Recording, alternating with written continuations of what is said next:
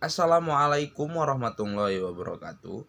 Perkenalkan, nama saya Roji Syaputra dari jurusan Ekonomi Pembangunan tahun 2018, Universitas Sumatera Utara.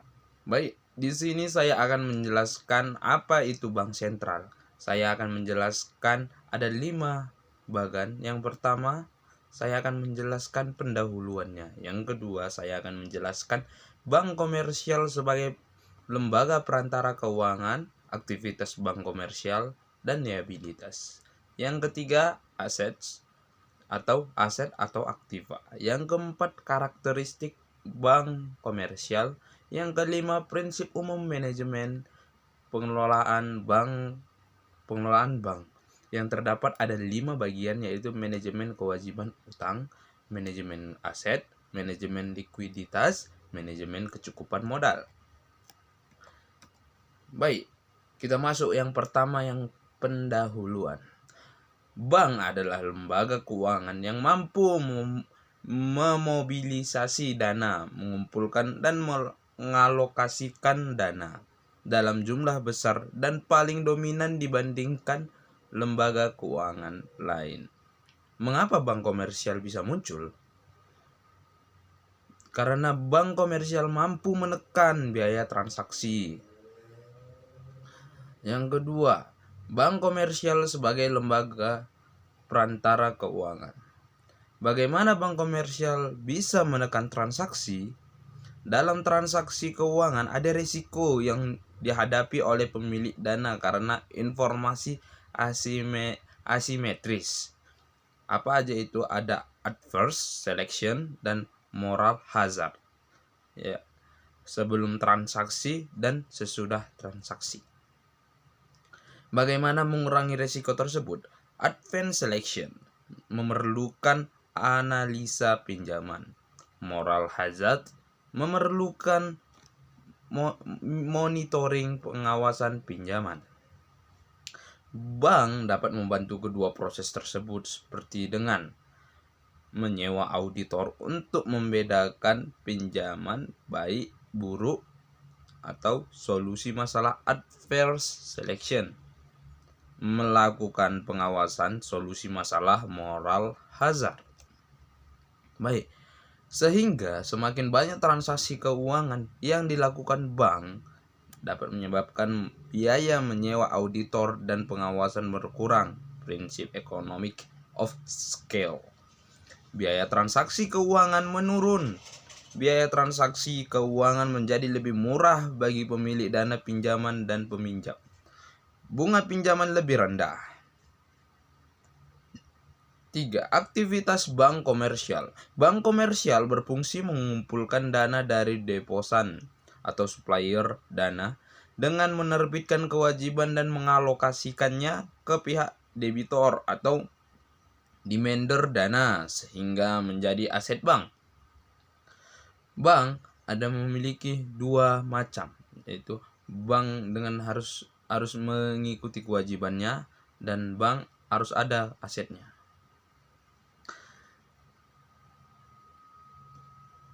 Liabilitas atau kewajiban, yakni instrumen bank komersial untuk menarik dana dari pihak ketiga, deposan atau kreditor, terdiri dari A.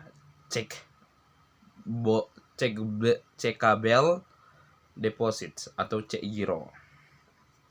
Simpanan nasabah yang dapat dicairkan dengan menulis cek sehingga memiliki likuiditas yang tinggi dan tingkat pengembalian yang rendah. Contoh, demand deposit, negotiable order of withdrawals atau NOW, accounts, dan money market deposit amounts atau MMDAS. Merupakan sumber pendanaan yang cukup murah bagi bank. Non-transaction deposit, saving deposit atau tabungan. Transaksi dan pembayaran bunga dicatat dalam passbook atau buku tabungan. Time deposit atau deposit berjangka, simpanan yang memiliki waktu jatuh tempo, maturity date. Karena memiliki likuiditas lebih rendah dibandingkan tabungan, maka memiliki tingkat pengembalian lebih tinggi sehingga menjadi sumber pendanaan yang cukup mahal bagi bank. Borrowings. Saat kekurangan dana, bank dapat mencari pinjaman dana ke pasar antara bank atau Fed Fund Market.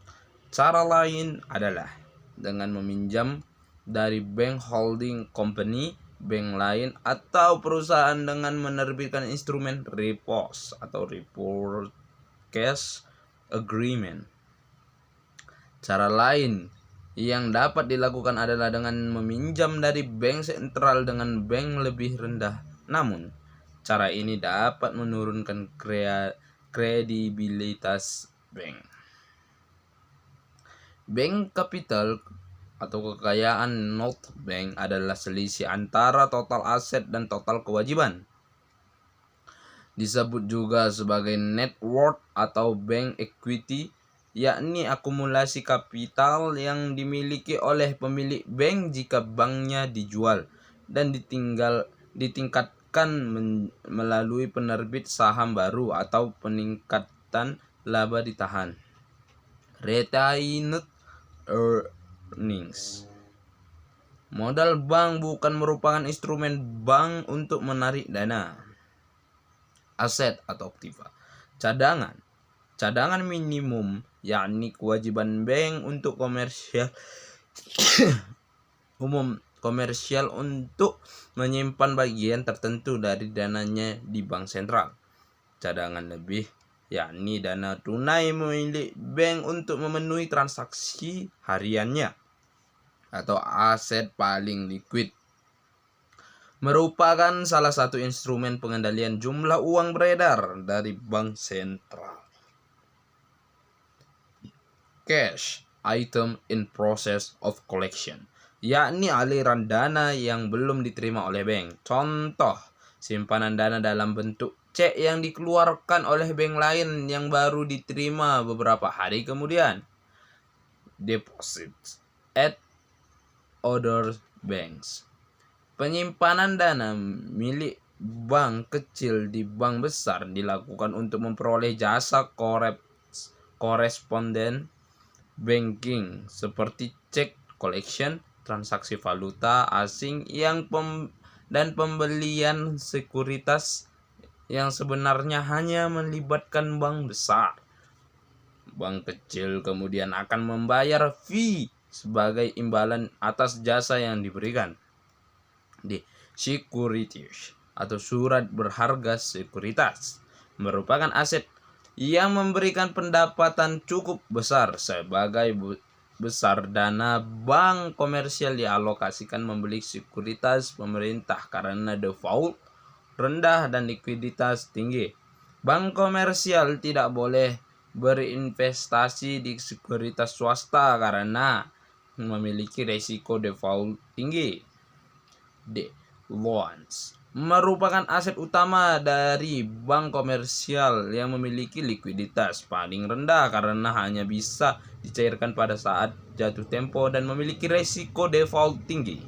Alokasi terbesar biasanya diberikan ke sektor bisnis dan real estate untuk memperoleh pengembalian tinggi. Komposisi kredit bank menunjukkan derajat moral hazard bank tersebut. Physical asset atau non-earning asset berupa harta tetap inventaris kantor, peralatan dan perlengkapan yang diperlukan untuk menjalankan usaha perbankan. Baik, yang keempat, karakteristik bisnis bank komersial. Bisnis bank komersial adalah aset diubah menjadi aset nasabah diubah menjadi aset bank. Maka bisnis bank disebut sebagai aset transformation. Selain itu disebut juga sebagai borrowing, short and lending long. Keuntungan yang diperoleh bank komersial yaitu pinjaman dana jangka pendek dengan kewajiban bunga rendah diubah menjadi aset jangka panjang dengan kewajiban bunga tinggi. Selain bunga jangka panjang dan pendek menghasilkan spread menjadi keuntungan bank komersial. 5. Tugas utama bank utama manajemen atau pengelolaan bank. Yang A. Manajemen kewajiban atau utang. Pengelolaan kewajiban merupakan tugas manajer bank untuk memperoleh dana secara optimal. Sebelum tahun 1960, bank lebih menekankan manajemen aset untuk memperoleh keuntungan. Namun, sejak dikembangkan pasar antar bank atau feed fund market dan instrumen keuangan baru, pengelolaan atas kewajiban semakin penting. B. Manajemen aset. Pengelolaan aset adalah tugas manajer bank untuk mengalokasikan dana secara optimal, memaksimumkan keuntungan dalam mengelola aset. Yang pertama, mencari pinjaman yang bersedia membayar bunga tinggi namun dengan default rendah. Yang kedua, membeli sekuritas dengan pengembalian tinggi dan risiko rendah. Yang ketiga, menerapkan diversifikasi aset untuk menekankan resiko atau do not put too many eggs in one basket. Baik, yang B. Baik, prinsip pemberian pinjaman.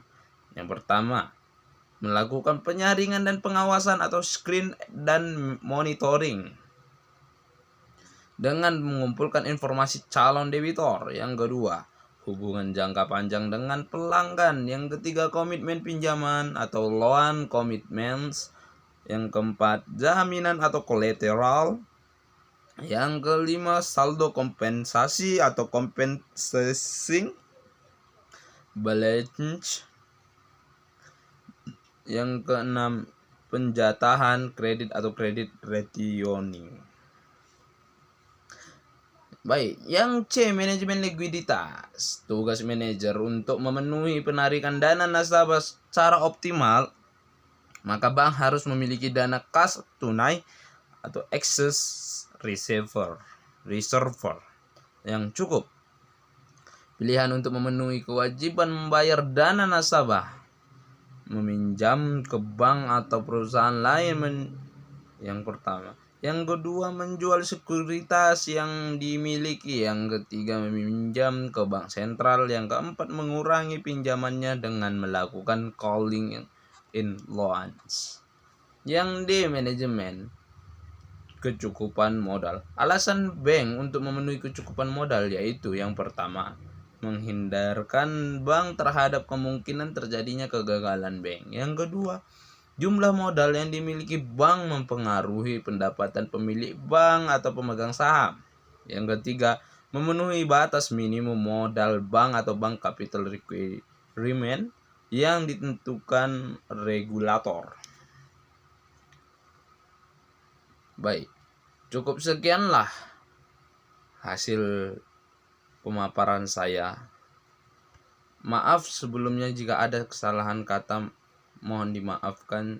Wabillahi taufiq walhidayah. Wassalamualaikum warahmatullahi wabarakatuh.